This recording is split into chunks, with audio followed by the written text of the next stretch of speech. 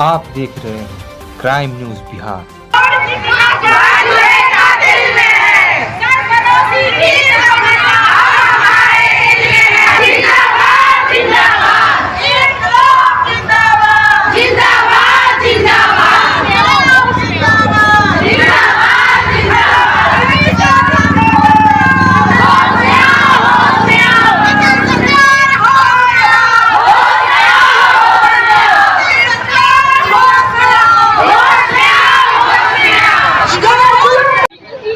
नमस्कार, आप देख रहे हैं CNV न्यूज़ और अभी मैं मौजूद हूँ पटना के गर्दनी बाग धरना स्थल पर। और यहाँ पर बिहार ICDS महिला प्रयोगशाला एवं कर्मचारी संघ के द्वारा 3 दिवसीय धरना दिया जा रहा है। मैं सीधा पूछना चाहता हूँ मैम, ये धरना 3 दिवसीय दिया जा रहा है, आखिर क्यों दिया जा रहा है ये धरना? ये धरना नहीं, ये आंदोलन है। इसको आप धरना प्रदर्शन नहीं कर सकते या हड़ताल नहीं कर सकते। ये भूख हड़ताल है, ये अनशन है। हम लोग जीवन मरण को हाथ में लेकर के आज यहाँ धरना पर बैठे हैं। जी बिल्कुल, आज पहले ही दिन से हम लोग भूख हड़ताल पर बैठे। 3 दिन का हम लोगों का भूख हड़ताल है। ये हम लोग इससे पहले भी सरकार के समक्ष अपनी मांग को रखे थे, जिसमें कि सरकार एवं विभाग के द्वारा, जो विभाग के पदाधिकारियों के द्वारा हम लोगों को आश्वासन दिया गया था कि 2 पक्ष का उनको समय दिया जाए और नियम संगत मानदेय वृद्धि पर उन लोगों का विचार किया जाएगा। लेकिन अभी 8 महीना बीत जाने के बाद भी अब तक मानदेय वृद्धि का कोई भी पत्र निर्गत नहीं किया गया है। अब हम लोग मजबूर होकर, बाध्य होकर यहाँ हम लोग धरना पर, भूख हड़ताल पर बैठे हैं, आंदोलन पर बैठे हैं। और ये आंदोलन तब तक जारी रहेगा जब तक कि हमारी मांगे नहीं पूरी हो जाती है। जैसा कि 3 दिन का है भूख हड़ताल है, तो क्या लगता है मैम, अगर नीतीश जी नहीं सुने तो उसके लिए आप लोग क्या करें? तो हमारा आंदोलन और भी उग्र होगा, जारी होगा। हम लोग भूख हड़ताल लगातार जारी रहेगा। हम लोग अनिश्चितकालीन भूख हड़ताल पर बैठे रहेंगे, अनशन पर बैठे रहेंगे। और इस पर भी हमारी मांग अगर पूरी नहीं होती तो हम लोगों का एक रखा गया है कि 28 तारीख को हम लोग आत्मदाह तक करेंगे सरकार के समक्ष, सचिवालय से। आत्मदाह करने से क्या आपकी मांग पूरी? क्या करेंगे? पल पल जीने से, मरने से अच्छा है कि एक ही बार में मर जाओ। तिल तिल करके मरने से तो अच्छा है कि एक ही बार में मर जाओ। हम लोग भी अपने बच्चे के सामने जो जब कोई मांग रखते हैं, कुछ हम लोग देना चाहते हैं, उनको अच्छा भविष्य देना चाहते हैं, बाध्य होते हैं। इतने कम मानदेय पर हमारा घर भी नहीं चल पाता है तो हम लोग आगे बच्चे को क्या भविष्य दे पाएंगे? तो हम लोग उस टाइम में तिल तिल करके मरते हैं, घुट घुट करके मरते हैं। तो इससे अच्छा है कि हम लोग एक ही बार मर जाएं। बिहार सरकार से क्या उम्मीद है आप लोग? बिहार सरकार से हम लोग उम्मीद करते हैं कि हमारी मांग पर, क्योंकि हमारी मांग चूंकि जायज़ है, इसलिए बिहार सरकार और हमारा विभाग जल्द से जल्द इस पर विचार करे, अन्यथा हमारा आंदोलन अनवरत जारी रहेगा। इसमें चुनाव भी होने वाला है, तो इस पे भी आप कुछ कहना चाहते हैं? बिल्कुल कहना चाहेंगे। जो सरकार हमारी सुनेंगी, जो हमारे पक्ष में निर्णय लेंगी, हमारे भविष्य के बारे में सोचेगी, उन्हीं की सरकार आगे बनेंगी, नहीं तो नहीं बनेगा। और हमारे माननीय मंत्री महोदय हमेशा महिला सशक्तिकरण की बात करते हैं, लेकिन इस विभाग में यहाँ से वहाँ तक देखिए, सारी रोड पर जो बैठी हुई सारी महिलाएं ही हैं। हम लोग इस महिला कर्मी के बारे में ना तो उन्होंने कभी ध्यान दिया, ना कभी चर्चा में कभी महिला पर्यवेक्षिका आती ही नहीं है। महिला सशक्तिकरण में अगर सबसे ज्यादा शोषण इस विभाग में हो रहा है तो इस विभाग की महिला पर्यवेक्षिकाओं का ही हो रहा है। और क्या क्या मुख्य मांगे हैं आपकी? हमारी मांगे हैं कि महिला, हम लोगों को सबसे पहली मांग तो अब ये है कि संविदा का जो ये संविदा प्रथा को ही जो समाप्त किया जाए, क्योंकि संविदा और नियमित कह के जो हम लोगों के साथ जो ये किया जाता है, मतलब शोषण भेदभाव जो किया जाता है, उसको पहले खत्म करे। ये भेदभाव को खत्म करे। हम लोग भी नियमित कर्मी की तरह ही काम करते हैं, कोई ऐसा कार्य नहीं है जो हम लोग नहीं करते हैं। फिर भी नियमित और संविदा कर्मी के नाम पर हमेशा भेदभाव होता है। और हम लोग मतलब किसी के समक्ष हम बोल नहीं पाते हैं कि हमारा मानदेय इतना कम है। जब भी हम लोगों को मजिस्ट्रेट ड्यूटी में लगाया जाता है, वहाँ पर कोई अगर पूछ लेता है कि मैडम आप लोगों का मानदेय कितना है, हम लोग शर्म से बोल नहीं पाते हैं कि हमारा इतना कम मानदेय है। तो कितना उम्मीद आप लगा रखी है सरकार से, कितना मिलना चाहिए? हमारी उम्मीद नहीं है। सरकार के द्वारा जो नियम बनाया गया है, उस नियम के अनुसार हमारा मानदेय होना चाहिए। और उस नियम के अनुसार होना चाहिए। जी हाँ, 50,000 प्लस हमारा आज के कैलकुलेशन में बैठता है और ये होना चाहिए। 55,000 हमारे। जी आप बताइए। सरकार जो हम लोगों के लिए कंडी का 1003 ख बनाई है, वो हम लोगों को लागू कर दे। अगर वो आज हमें लागू करने का पत्र थमा दे, आज हम लोग यहाँ से भूख हड़ताल तोड़ देंगे।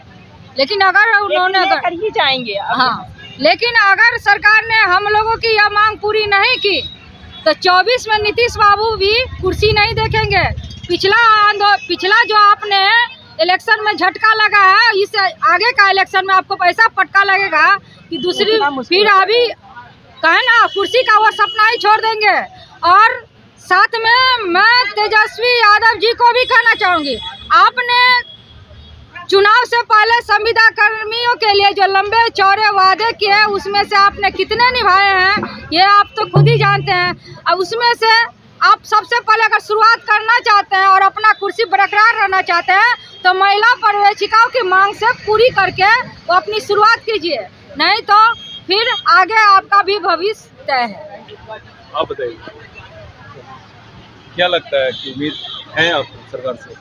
सरकार से तो जो हमको उम्मीद दिए थे कि हम इतने दिन में आपको पूरा कर देंगे, तो ऐसा तो लग रहा है कि हमारी भूख हड़ताल से उन पे जरूर कान में जू रहेंगी और वो सुनेंगे। 8 महीना उन्होंने वो आश्वासन दिया और उनके आश्वासन पे हम लोग धरना को तोड़ करके अपने अपने परियोजना में पुनः जाके कार्यरत हो गए और इतने दिन तक हम लोग उनका इंतज़ार किए।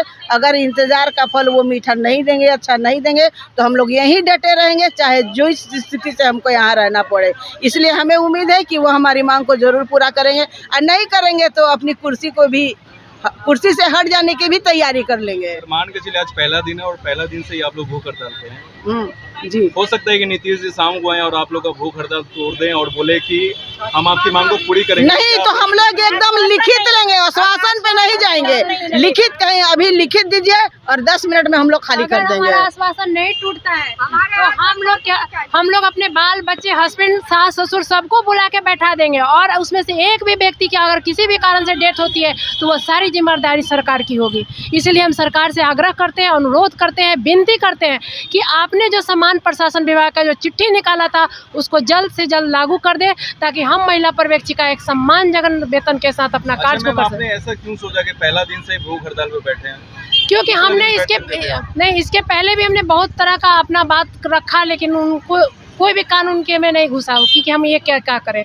तो इसके बाद हमने सोचा कि नहीं, अब हम भूख हड़ताल पर बैठेंगे ताकि सरकार को लगे शायद किसी एक भी महिला पर्यवेक्षिका को, कोई भी अगर महिला पर्यवेक्षिका की जान जाती है तो वो सरकार उसकी जिम्मेवार होगी। क्योंकि हम लोगों ने पत्र के माध्यम से हर बातों को अवगत कराया है कि आपको हमारा बात मानना है, लेकिन नहीं मानने के वजह से हम लोग ये बाध्य होकर सभी महिला पर्यवेक्षिका, पूरे बिहार लेवल की महिला पर्यवेक्षिका हम लोग भूख हड़ताल पे बैठे हैं। 3 दिन का हमारा भूख हड़ताल होगा और चौथे दिन हमारा धरना प्रदर्शन होगा जो निदेशालय का घेराव होगा और लास्ट दिन जिस दिन हमारा आत्मदाह का है, अगर उस दिन अगर सरकार नहीं मानती है अगर बात को, तो हमको लगता है कि 100% एलएस अपने शरीर में आग लगाने के लिए तैयार है।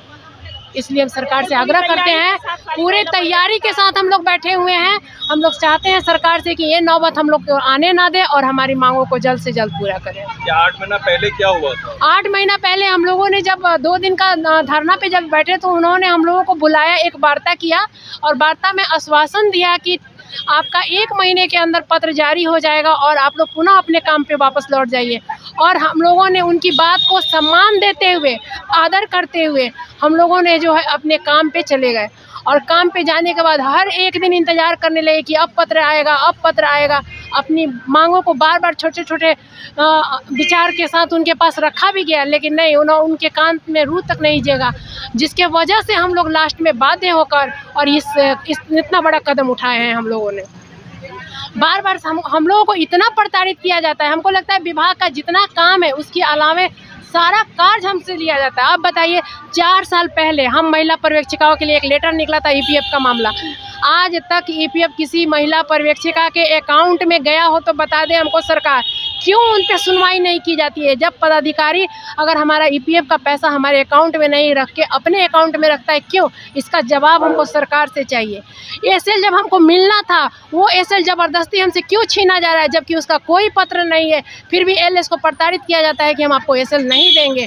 जबकि हमारा 2015 में ममता वर्मा जी का साफ साफ लेटर है कि आपको 2 दिन का एसएल दिया जाएगा, फिर भी ज़बरदस्ती पदाधिकारी द्वारा नहीं दिया जा रहा है और उनको मतलब प्रताड़ित किया जा रहा है। तो हम सरकार से मांग करते हैं कि एसएल वाला पत्र और ईपीएफ वाला पत्र और हमारा जो वेतन बढ़ोतरी का पत्र है वो आज से कल तक निर्गत कर दें, अन्यथा हम लोग इससे भी ज़्यादा मजबूर होकर पूरे फैमिली को इस धारणा में लाएंगे और एक भी जान जाती है उसकी सारी जवाबदेही सरकार। लग रहा है कि ये भूख हड़ताल न करके खा पी के भी करते तो ज़्यादा अच्छा रहता। नहीं, खा पी के आदमी जिंदा रहेगा, लेकिन इसमें हम लोग मरने के नौबत पे आ जाएंगे। आवाज नहीं निकल रहा है आप लोग का, पहला दिन ही डाउन है। सही बात है, तो सरकार को सुनना चाहिए कि ये भविष्य है, महिलाएं हमारे छोटे छोटे बच्चों का भविष्य है।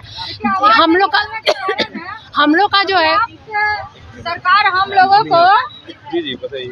बहाली किया है कि यह डिपार्टमेंट का मेन उद्देश्य है कुपोषण को दूर करना और पोषण, यानी नारा देती है सही पोषण देश रोशन, लेकिन सरकार ने नीति बनाई है और अपने कर्मियों का करो शोषण।